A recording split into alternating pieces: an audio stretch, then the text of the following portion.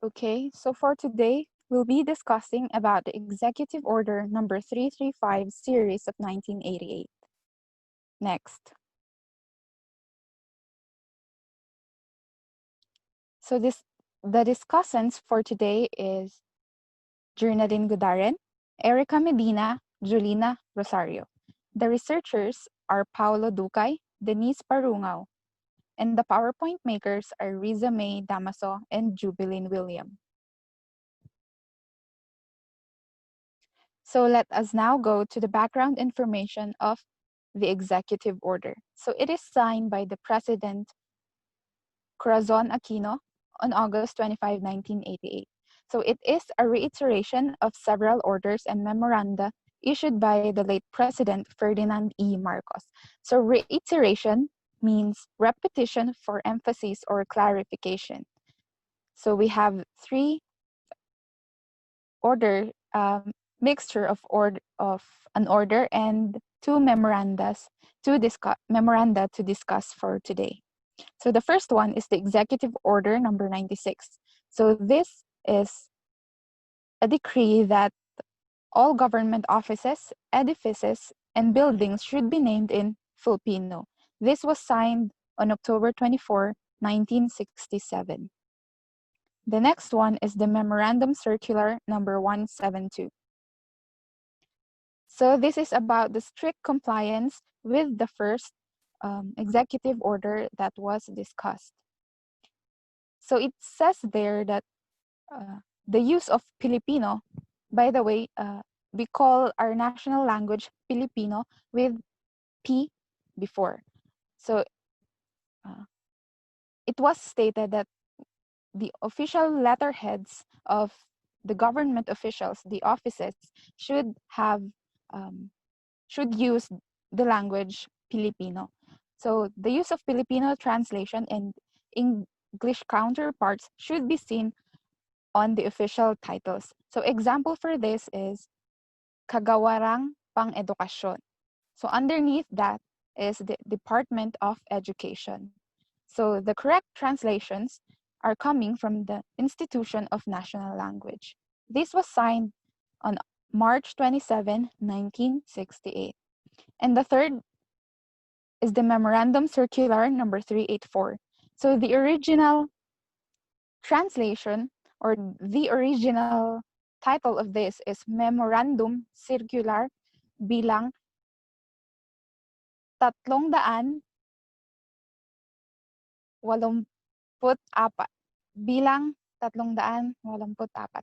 So this is about the pure use of language of our national language, which is Filipino. So this talks about the assigning of a department which will manage all the communication of the government offices. So it is a department that will ensure that all offices would use the language Filipino. So all offices, government offices, even the corporations that the government own and manages should follow or should submit to this memorandum. So the purpose of this memorandum is to increase and propagate the use of our national language. So next. About the language policy. So Executive Order number 335 enjoins all department, bureaus, offices, agencies, and instrumentalities of the government to take such steps that are necessary for the purpose of using Filipino language. So the Executive Order 335 contains all three memoranda and the executive order that was discussed a while ago. That's for my part.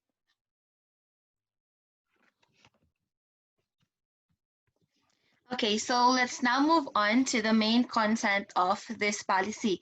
So for the first one, we have here, take steps to enhance the use of Filipino. The first one determines the use of Filipino in all official communications, transactions, and correspondence in their respective offices. They suggest that letters, memorandums, bank transactions, and other official papers must be in Filipino.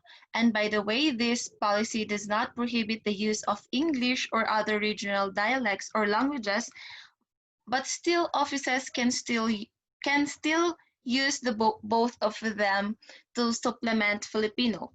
And then for the second one, we have assign one or more personnel to take charge.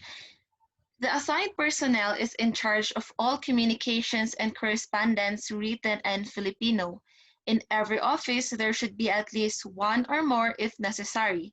This promotes organization and transparency. Assigning personnel will make sure that the job will be done. Now let's move on to the third one, which is translate. There must be a Filipino translation of the names of offices, buildings, public offices, signboards of all offices and divisions, and instrumentalities. And if so desired, imprint below in smaller letters the English text. So my group mate said earlier the translation, I mean the Office of Komisyon ng Wikang Pilipino. And if you want to put the English version, you can put it below the larger text for the Filipino version. So, and let's move on to the fourth one. We have Philippinize the oath of office for government officials and personnel. Oath of office is an affirmation a person takes before assuming the duties of an office. So I believe you're all familiar with this statement.